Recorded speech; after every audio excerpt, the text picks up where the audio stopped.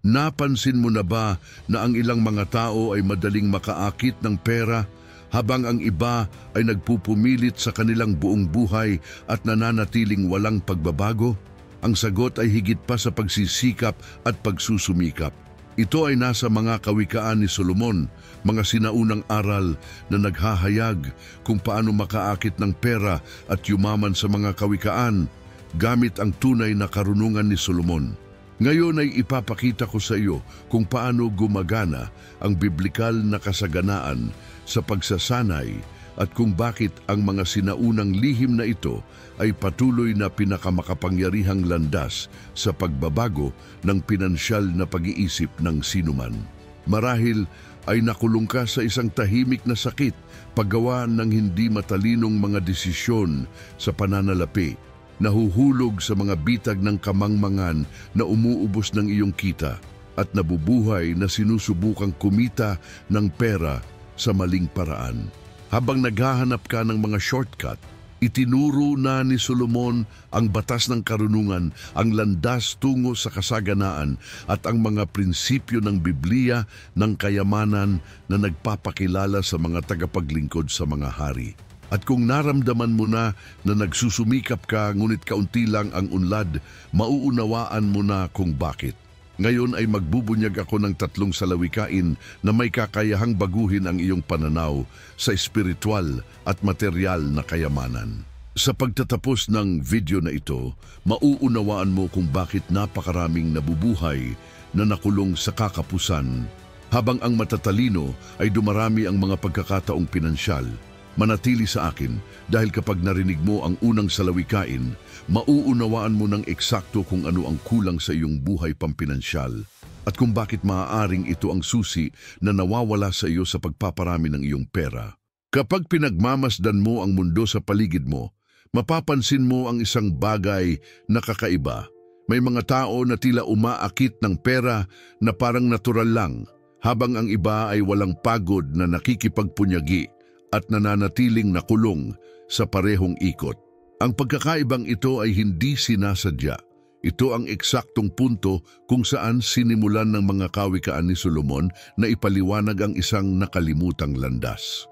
Ang tanong na nagbubukas ng mga pinto ay hindi tungkol sa kung gaano kakalaki ang iyong trabaho, ngunit tungkol sa kung paano mo nakikita ang buhay, pera at ang iyong sariling pagkakakilanlan.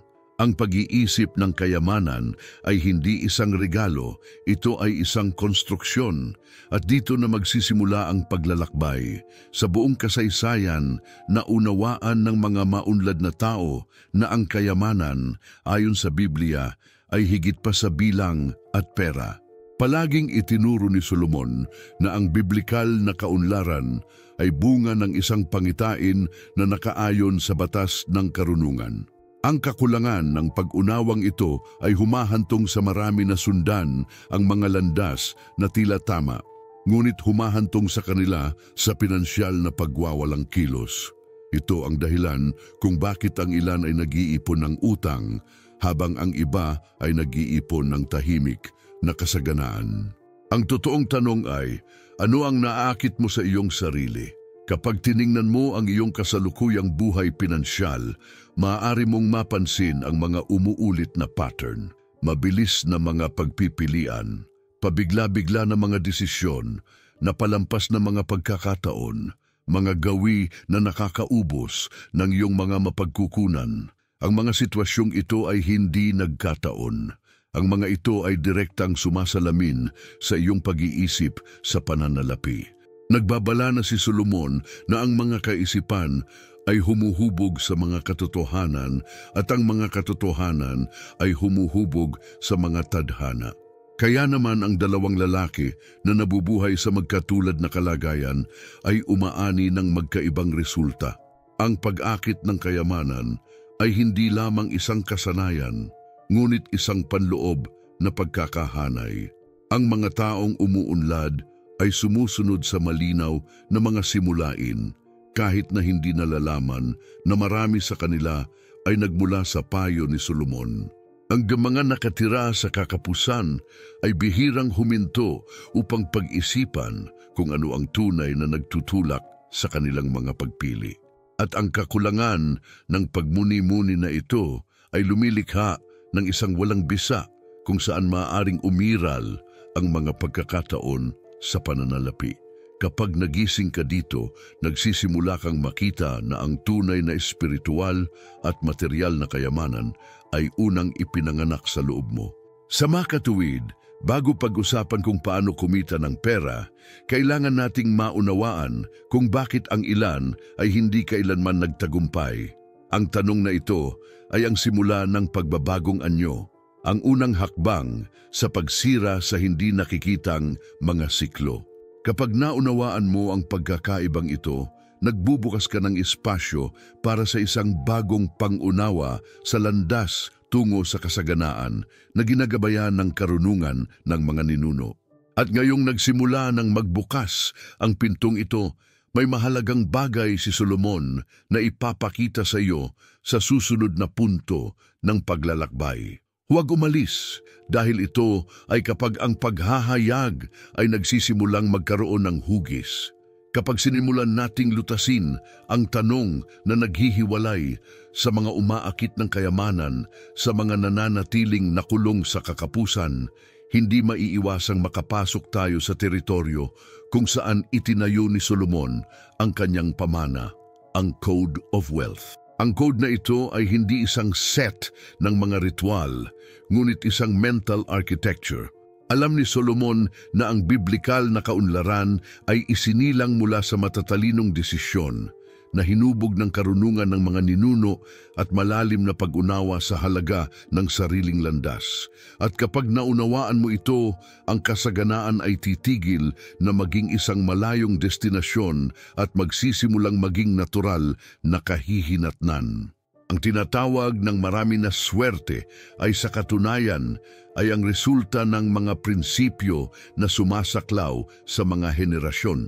Nagsalita si Solomon hindi lamang tungkol sa pananampalataya, kundi tungkol sa pag-iisip sa pananalapi, tungkol sa kung paano makaakit ng pera sa pamamagitan ng matatag at malay na mga pagpili. Ang karunungan ni Solomon ay palaging nagkakaisa ng espiritu at kasanayan, layunin at diskarte na nagtuturo na ang espiritual at material na kayamanan ay magkasabay. Ipinakita niya na upang umunlad, kailangan mong makabisado hindi lamang ang panlabas na mundo, ngunit ang panloob na mundo kung saan ipinanganak ang iyong mga desisyon. Ang code na ito ay gumagana tulad ng isang invisible compass.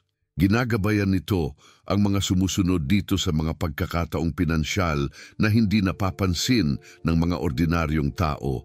Bagamat marami ang naliligaw sa mga bitag ng kamangmangan, sa paniniwalang ang kayamanan ay ipinanganak lamang sa pagsisikap, itinuro ni Solomon na ang pagsisikap na walang direksyon ay tulad ng pagtatanim sa hindi matabang lupa.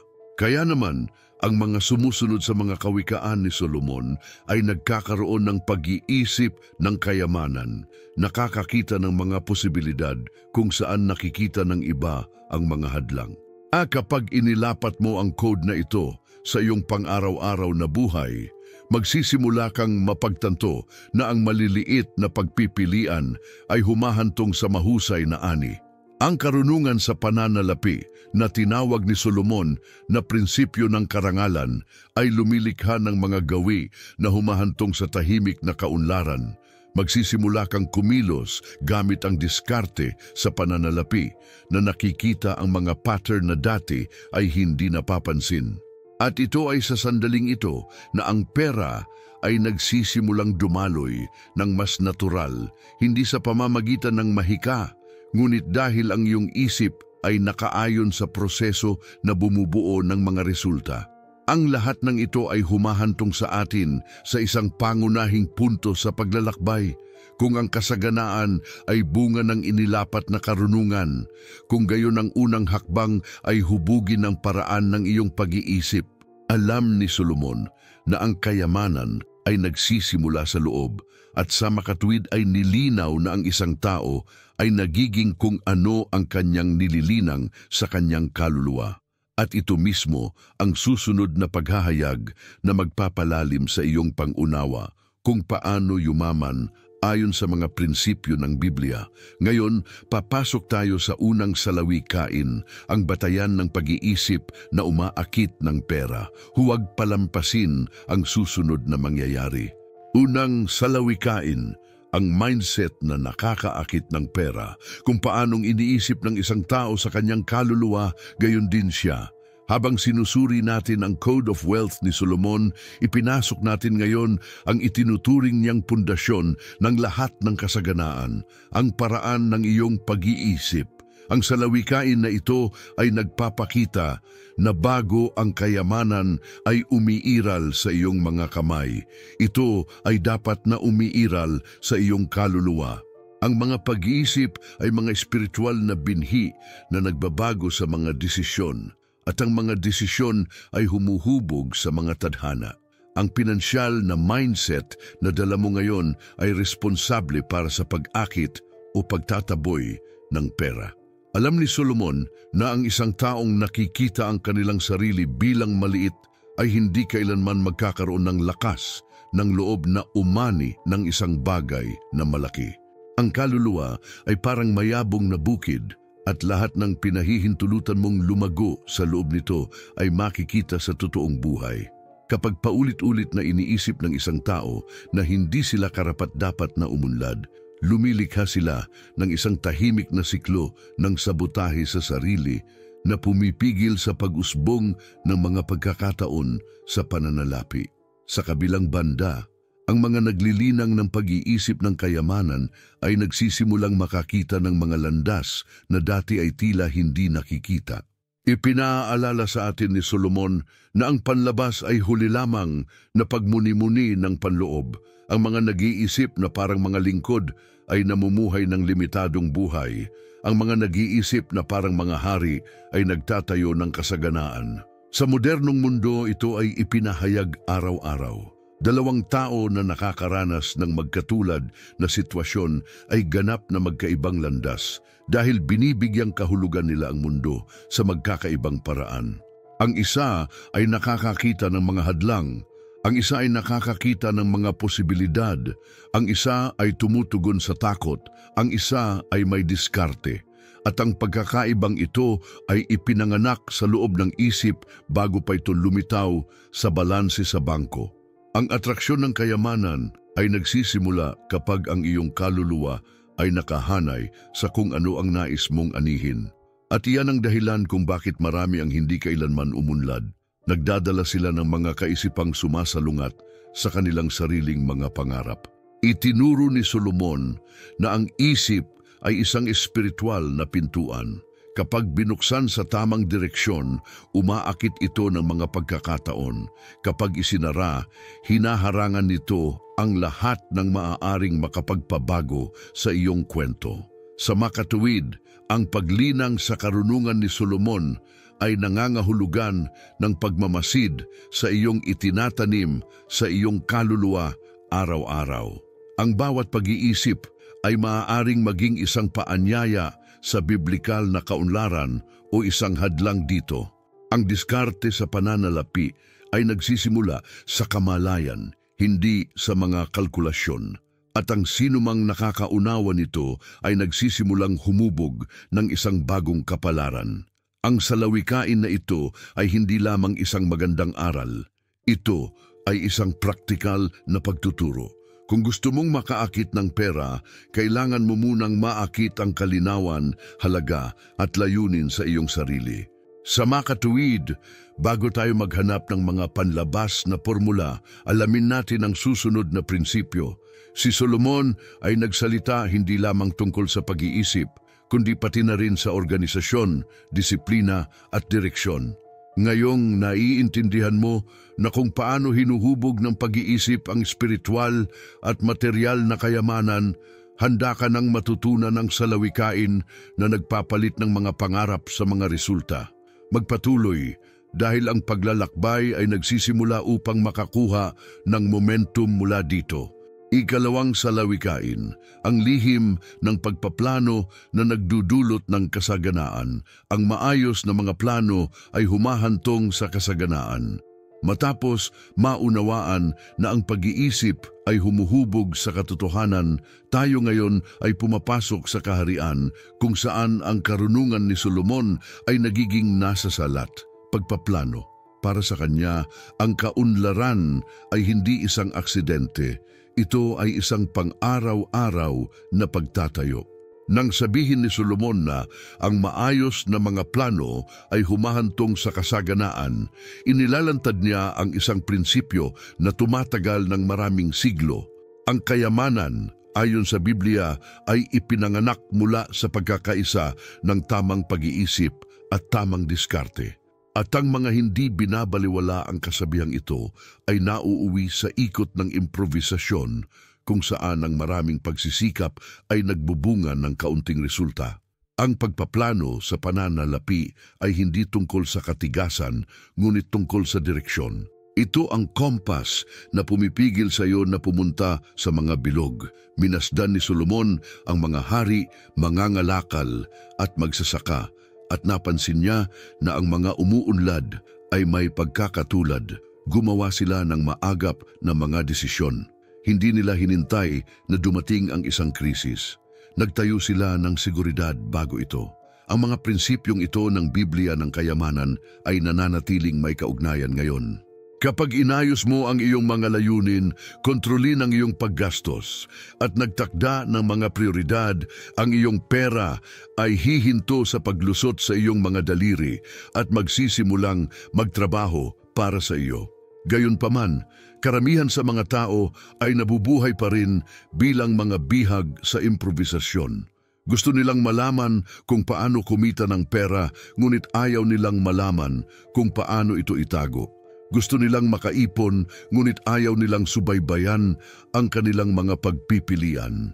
Nagbabala si Solomon na ang kawalan ng pagpaplano ay isa sa malalaking bitag ng kamangmangan, isang binhi na nagbubunga ng mapait na ani. At kapag ang isang tao ay gumugol ng kanilang oras sa pag-apula ng mga sunog sa pananalapi, nakakaligtaan nila ang mga pagkakataon sa pananalapi na maaaring magbago ng kanilang kapalaran. Ang kakulangan ng direksyon ay nagbabago ng anumang kayamanan sa isang ilusyon. Natuklasan ng mga nakakaunawa sa salawikain na ito na ang biblikal na kaunlaran ay may ritmo at kaayusan.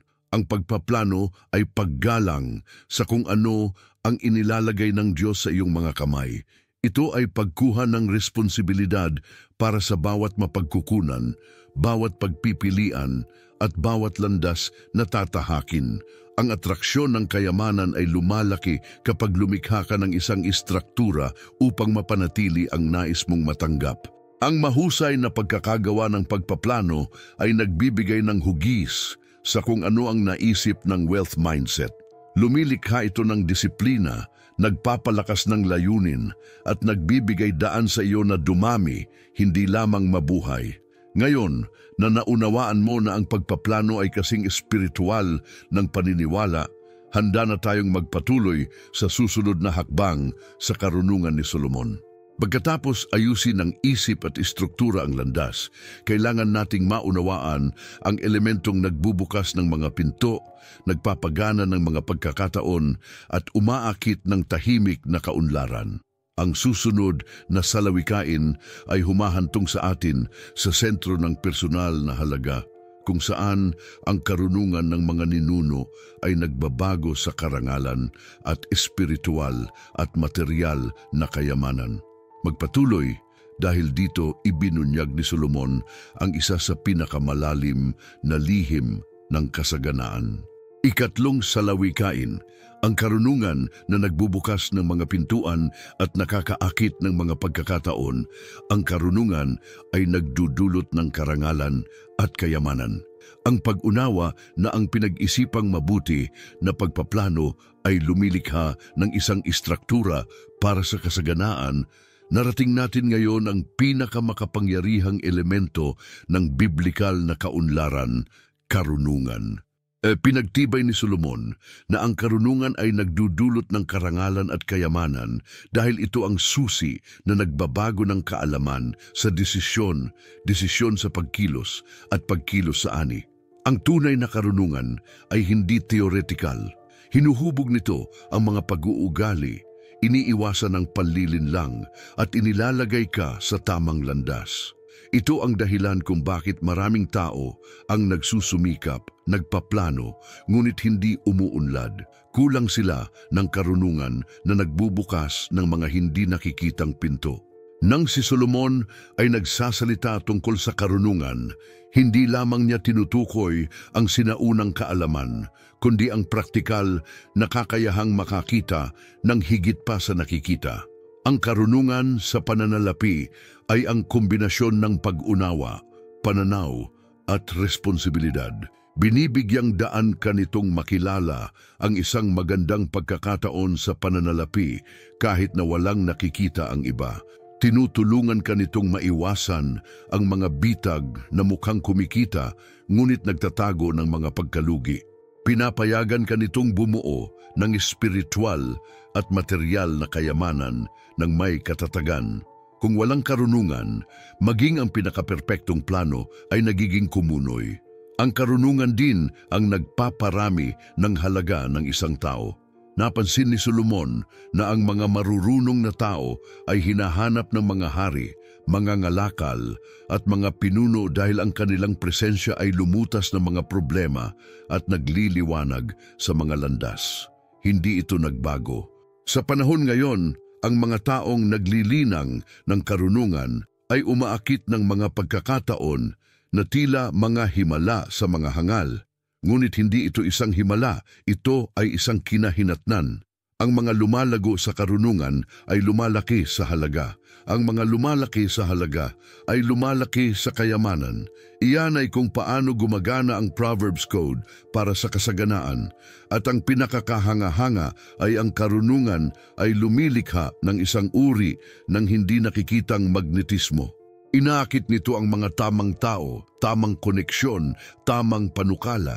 Bagamat marami ang nagtataka kung paano makaakit ng pera, sinagot ni Solomon itong milenya na ang nakalipas, bumuo ng karunungan at ang pera ay darating sa iyo. Ito ay karunungan na nagpapanatili sa iyo na matatag kapag ang lahat ay nanghihina. Ito ay karunungan na nagpoprotekta sa iyo mula sa madaliang mga pagpapasya at ito ay karunungan na nagbabago sa maliliit na hakbang tungo sa malaking ani. Ang karunungan ay ang tunay na nakatagong ginto ng maunlad na tao. Ngayong naunawaan mo na ang ikatlong salawikain at naunawaan mo na ang kayamanan ay hindi lamang nagmumula sa pagsisikap o pagpaplano, kundi sa pagkakaisa ng pag-iisip, istruktura at karunungan, handa na ang paglalakbay para sa huling paghahayag nito. Sa susunod na hakbang, ipapakita sa iyo ni Solomon ang lihim na pinag-iisa ang lahat ng mga prinsipyong ito at ipaliwanag kung bakit ang ilang mga tao ay nabubuhay na naghahanap ng kayamanan, habang ang iba ay natural na nakakaakit nito. Magpatuloy dahil ang susunod na punto ay ang turning point na nag-uugnay sa lahat ng iyong natutunan sa ngayon. Ang huling pagbubunyag ni Solomon, ang kayamanan ay isang bunga, hindi ang layunin. Pagkatapos maglakbay sa tatlong haliging ipinahayag ni Solomon, kaisipan, pagpaplano at karunungan, narating natin ang pinakamalalim na punto ng buong paglalakbay na ito. Dito, binuwag ni Solomon ang ilusyon na nangingibabaw sa karamihan ng mga tao. Ang ideya na ang kayamanan ay isang bagay na direktang hinahabol. Ipinakita niya na ang mga humahabol sa pera ay nagiging mga alipin nito, habang ang mga naghahangad ng karunungan ay nagiging mga Panginoon ng kanilang sariling mga landas. Ito ang paghahayag na hindi binabaliwala ng marami. Ang biblikal na kaunlaran ay isang hindi maiiwasang bunga ng isang buhay na nakahanay sa mga prinsipyo, hindi isang tropeyo na napanalunan sa pamamagitan ng bulag na pagsisikap. Kapag napagmamasdan mo ang mga lalaking tahimik na umuunlad, Napagtanto mong hindi sila nahuhumaling sa pera, nahuhumaling sila sa tamang direksyon. Itinuro ni Solomon na siya na naghahanap ng karunungan ay unang nakakahanap ng balanse na umaakit sa espiritual at material na kayamanan nang walang kawalan ng pag-asa, pagkabalisa o mapanirang mga shortcut. Ang mindset na ito ay nagpapalaya sa iyo mula sa walang katapusang lahi na kumukonsumo ng enerhiya, oras at kapayapaan. Dahil kapag ang isip ay nakahanay, ang pagpaplano ay matatag at ang karunungan ay gumagabay sa bawat hakbang, ang kayamanan ay nagiging natural na resulta ng landas na tinatahak. Kaya naman, delikado ang paghahanap ng pera lang. Kung walang karunungan, ang bawat pakinabang ay nagiging kawalan. Nang walang pagpaplano sa pananalapi, ang bawat pag-unlad ay nagiging isang pag-urong. Kung walang pag-iisip ng kayamanan, ang bawat tagumpay ay nagiging pabigat. Napagmasdan ito ni Solomon sa sarili niyang kaharian. Yaong mga naghahanap ng ginto bago naghahanap ng pangunawa ay nahuhulog sa mga bitag ng kamangmangan. At ganoon din ang nangyayari ngayon. Maraming gustong malaman kung paano kumita ng pera, ngunit hindi nila gustong malaman kung paano maging may kakayahang mapanatili ito. At iyon ang dahilan kung bakit ang pera ay mabilis na dumadaloy sa pagdating nito. Kapag naunawaan mo ang paghahayag na ito, may nagbabago sa loob mo. Nagsisimula kang makita na ang kayamanan ay isang ani, hindi isang pangangaso. Ang pag-aani ay nangangailangan ng tamang binhi, tamang panahon at tamang lupa. Ang mga buto ay ang iyong mga iniisip, ang lupa ay ang iyong pagpaplano, at ang oras ay ang karunungan na humuhubog sa iyong mga desisyon. Napagtatanto ito ay tulad ng nakikita ang mundo ng pananalapi na may mga bagong mata. Huminto ka sa pagtakbo at magsimulang magtayo. Huminto ka sa paghahanap ng mga shortcut at magsimulang maglagay ng mga pundasyon. Ang pag-akit ng kayamanan ay hindi na maging isang misteryo at nagiging isang lohikal na kahihinatnan. At ngayong nakita mo na kung paano magkakaugnay ang tatlong salawikain na ito, handa ka na para sa engranding synthesis. Ang huling paghahayag na ito ay hindi nagtatapos sa iyong paglalakbay, nagbubukas ito ng bago. Dahil mula sa puntong ito, hindi ka na naghahanap ng kayamanan bilang isang layunin, ngunit bilang isang resulta. At binabago ng pagbabagong ito ang lahat. Sa susunod na hakbang, makikita mo kung paano ilapat ang pangunawang ito sa iyong pang-araw-araw na buhay, iyong mga desisyon at iyong hinaharap. Magpatuloy dahil malapit na nating baguhin ang lahat ng sinaunang karunungan na ito sa praktikal na pagkilos. Ngayong napagdaanan mo na ang bawat prinsipyong ipinahayag ni Solomon, dumating na ang pinakamahalagang sandali, ang pagbabago ng karunungan sa desisyon. Dahil ang pag-alam ay walang nagbabago, ang paglalapat ay nagbabago ng lahat. At marahil ito ang tanong na kailangan mong dalhin sa iyong puso mula ngayon. Gaano karaming mga hindi matalinong pagpili ang nagawa mo? Ilang hakbang na ang nagawa mo nitong mga nakaraang buwan, dala ng pagmamadali, takot o improvisasyon? At mas malalim pa, nabubuhay ka na ba para makaipon o mag-iwan ng pamana? Palaging sinusunod ni Solomon ang pag-uugali ng tao at alam niya na karamihan sa mga tao ay umuulit ng mga lumang pagkakamali dahil hindi sila humihinto upang pag-isipan ang kanilang sariling mga desisyon. Dito maaaring magsimulang magbago ang iyong buhay pinansyal. Hindi kapag kumikita ka ng mas maraming pera, ngunit kapag iba ang iniisip mo. Dahil kung pagmamasdan ni Solomon ang iyong buhay ngayon, ano ang masasabi niya sa iyong mga pagpili? Makakakita ba siya ng disiplina o pag-aaksaya? Nakikita ba niya ang layunin o pagkagambala? Makakakita ba siya ng karunungan na nagtatayo ng kayamanan o ang kamangmangan ay nagtatayo ng utang? Ang tanong na nananatili ay hindi tungkol sa kung magkano ang iyong kinikita, ngunit tungkol sa kung gaano kalaki ang iyong paglaki, dahil lahat ng kayamanan ay nagsisimula sa loob. At ngayon, alam mo ng eksakto kung paano nangyayari ang pagbabagong ito. Una, sa pamamagitan ng paghubog ng iyong mindset. Pagkatapos, sa pamamagitan ng pag-aayos ng iyong landas. At sa wakas, sa pamamagitan ng paglinang ng karunungan sa bawat desisyon. Ang gagawin mo dito ay nakasalalay lamang sa iyo. Magpapatuloy ka ba sa pag-iipon ng utang o magsisimula ka bang mag-ipon ng karunungan? Patuloy ka bang maghahanap ng mga shortcut o lalakad ka ng may layunin? Mamumuhay ka ba tulad ng isang alipin o mag-iisip na parang isang hari? Ang mga kawikaan ni Solomon ay hindi isinulat para sa pagsasaulo, ngunit upang gabayan. Sila ay mga mapa. Sila ay mga beacon. Sila ang naghihiwalay sa kinabukasan ng kakapusan sa kinabukasan ng kasaganaan. Sa makatwid, gawin ang unang hakbang ngayon. Mag-apply ng matalinong desisyon ngayon. Pumili ng isang bagong ugali, isang bagong pangunawa, isang bagong postura. Binabago lamang ng karunungan ang mga nagsasagawa nito.